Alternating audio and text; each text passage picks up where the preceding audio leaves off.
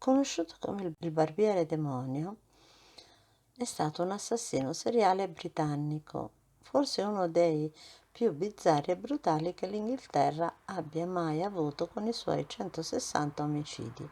In una delle zone più malfamate di Londra apre la sua bottega dove con la scusa di una rasatura a basso prezzo attira ignari clienti che non ne usciranno mai più. A metà del servizio infatti Sweeney taglia la gola del malcapitato per poi occultarne il cadavere nella cantina della barberia attraverso un complesso sistema di botole, poi taglia loro i capelli per farne parrucche da rivendere, mentre la sua complice, Marjorie Lovett, panettiera, vicina di bottega, scarnifica i corpi per fare delle torte salate.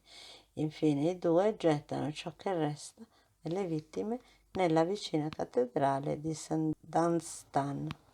Proprio la terribile puzza dei moltissimi corpi in decomposizione spinge i fedeli a denunciare il fatto alle autorità, che iniziano a indagare individuando la zona della bottega del barbiere come fulcro delle scomparse. Si appostano all'esterno scoprendo che i clienti che entrano non ne escono più.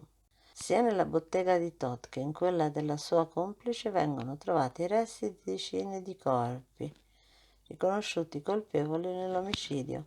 Marjorie si avvelena durante la detenzione mentre Swaney viene impiccato a Londra il 25 gennaio 1802. Alla sua vicenda sono stati dedicati molti scritti e racconti.